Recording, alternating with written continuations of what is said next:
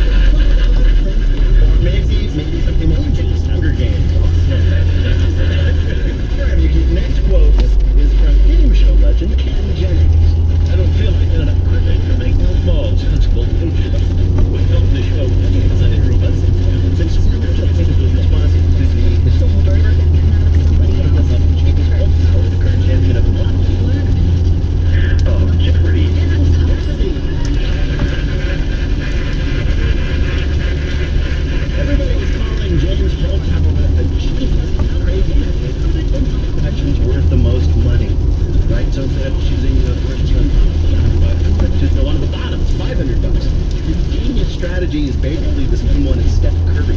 Do the thing that gets more points. You know, I was on Jeopardy once. I played for a charity, and my charity.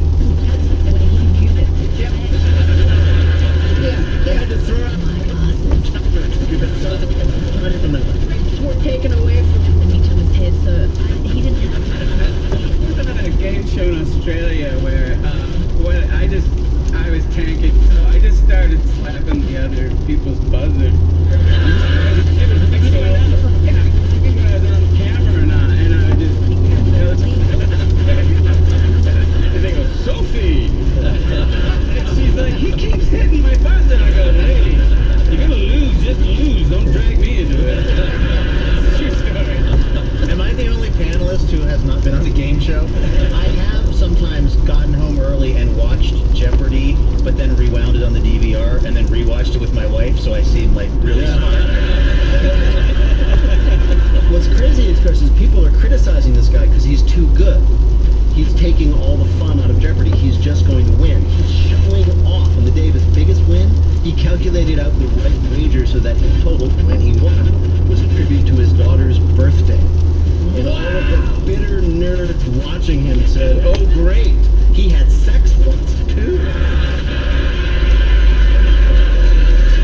All right, Miyuki, here is your last quote. You'd be well advised to manage your expectations and give it its 3-hour plus runtime, your fluid intake. That was NPR's own Glenn Weldon giving some advice to people going to see what big movie this weekend. Go and see The Avengers Endgame. You even got the chapter title right. Yes, The Avengers Endgame. And you might remember at the end of last year's Avengers Infinity War, half the superheroes dried up and blew away. The sequel, which takes place 5 years later, is about the survivors coping with the fact that superhero dust is highly allergenic. So this is the film that finally brings all the beloved comic characters together. Iron Man, Captain America, Spider-Man, the Hulk, Snoopy, Garfield, the guy from the Mr. Yuck stickers, and the cast of family circus. They'll be able to find the little one because you'll see a little broken line of where he went when he jumped over the swing set. Yeah, the person who defeats Thanos is the ghost of Grandpa. That'd be awesome. Are you guys excited to see this? Only if it starts with Thanos snorting the other. He's just doing mad lines. Doing lines of Spider-Man off the mirrors? That's the worst. Well, they became powder. All right. I will tell you this thing. This is actually true. That there is because the movie is so long, as you heard, some people are concerned about when you can take a bathroom break. There's no intermission. So there is an app that you can download in your phone, and you press the app button when the movie starts, and it will alert you at good times to go to the bathroom. Now I have a new reason to hate other people in the movie theater. Right. People are messing around with their phones while you're trying to watch a movie. Exactly. See, we've already been discouraging this for years, and now they're encouraging. Now they're encouraging it. Yeah. Exactly. This is exactly what pissed Thanos off. I know. This is why he had to kill half the people. Because you're looking at your phone in the movie theater, half of you must go. What if you're in the movie, you're an actor in it, and then your scene comes up and it says, "Hey, now's a good time to take it." You'd be like, I put my heart into this scene. Well, how did Miyuki do on our quiz? Miyuki cut his way through our questions like an Avenger. 3-0. Congratulations, Miyuki. Thank you so much for playing. Bye-bye. Right now, panel, time for you to answer some questions about this week's news. Paula, we've got a bargain for animal lovers like you. A rare bird called a cassowary is being auctioned off in Florida. Yes? The bird's previous owner no longer can care for the bird. Why? Because the bird killed him. That's exactly right. The cassowary is a flightless, but apparently not murderless bird. It was described by the Florida medical examiner, and this is real, as having, quote, no sense of humor. It killed its owner 2 weeks ago. There were no witnesses, but neighbors reported hearing the bird saying, "Say flightless again, I freaking dare you." Now, you probably don't know what a cassowary looks like. To picture it, imagine a slightly smaller version of an ostrich, but this one can jump up to 7 feet in the air. Oh my gosh. It has a 4-inch long razor-sharp talon on each claw, and when it God. buries its head in the sand, it comes back holding a gun. They say, despite everything, this cassowary will make a great pet for a while. And Mother's Day's coming up. That's true. Right?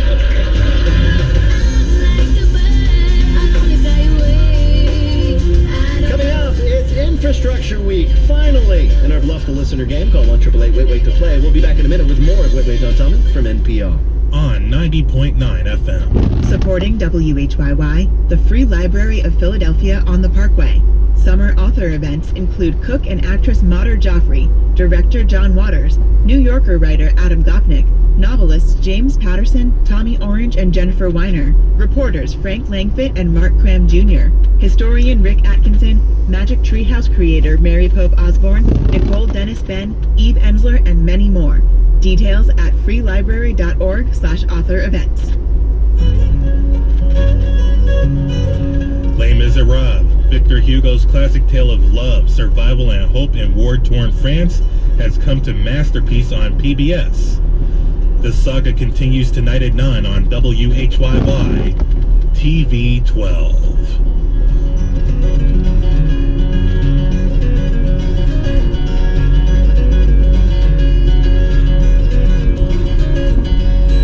Supporting WHYY, Drexel University. The world will change. Drexel is designed to change with it. The university's design combines academic rigor with a transformative cooperative education program, positioning students and expert faculty alongside the professionals tackling today's most complex issues. By constantly learning and evolving, Drexel helps equip visionary leaders to anticipate and address the challenges of the future. Learn more at drexel.edu/ambition can't wait. Support for NPR comes from NPR stations and the Maine Office of Tourism, with wild landscapes and rugged coasts to inspire original lifestyles and authentic adventures. Maine offers travelers an opportunity to discover their very own Maine thing at visitmaine.com. Noom, offering a personalized weight loss program that uses psychology and small goals to change habits, with the goal of losing weight and keeping it off for good. Learn more at Noom, Noom.com. And Subaru, introducing the all-new 2019 Subaru Forester, featuring standard symmetrical all-wheel drive. Love is what makes a Subaru a Subaru. Learn more at Subaru.com. From NPR and WBEZ Chicago, this is Wait, Wait, Don't Tell Me, the NPR News Quiz. I'm Bill Curtis, and we are playing this week with Luke Burbank, Paula Poundstone, and Bobcat Goldthwait. And here again is your host at the Chase Bank Auditorium in downtown Chicago, Peter Sagal. Thank you, Bill. It's time for the Wait, Wait, Don't Tell Me Bluff the Listener game. Call 1-888-WAIT-WAIT to play our game in the air. Hi, you are on Wait, Wait, Don't Tell Me. Hi, this is Lacey Smith from San Antonio, Texas. Oh, San Antonio, we discovered, is a fabulous town. I mean, I'd heard it, but it was one thing to experience it. It's wonderful. There's lots of culture and lots of wonderful places to eat. Yeah, and what do you do there? I am a event planner and a stay-at-home mom. I have an 11-year-old and 3.5-year-old triplets. Wow. Whoa! Wow. That reaction a lot. You're an event planner professionally, so do people expect that your kids' birthday parties are just going to be absolutely fabulous with, like, caterers and elephants and stuff like that? I sure hope not. I'm the cheapest mom there is. Yeah. Lacey, it's great to have you with us. We're going to play a game in which you must try to tell truth from fiction. What's the topic, though? Our crumbling infrastructure to the rescue. Isn't it terrible when you want to jump off a bridge because you're depressed about our nation's infrastructure, but you can't find a bridge that's safe enough? This week, though, bad infrastructure did good. Our panelists are going to tell you about it. Pick the one who's telling you the truth and will win our prize, the Wait Waiter of your choice on your voicemail. Are you ready to play, Lacey? Yes, sir. All right, first let's hear from Luke Burbank. The McMaster's Dam, located on the Columbia River near Umatilla, Oregon, has certainly seen better days. A series of cracks and fissures that were years overdue for repair ruptured last month, creating one long horizontal gash in the dam, through which a steady wave of water has been gushing day and night. It's been called a catastrophe by the Army Corps of Engineers, a disaster by local farmers, and totally epic by Surfer Magazine, who recently declared the wave the sickest surf spot in America. Because it turns out the gushing water forms a perfectly tube-like barrel of water that has become the destination for serious surfers from around the world. People like 24-year-old Chasen Bradford from Vallejo, California, who tried to describe the wave to a confused Wall Street Journal reporter. Brah, it's like, you got the best barrels ever, dude. You just drop in and wha-pow, you smack the lip and you get pitted. So pitted, you know?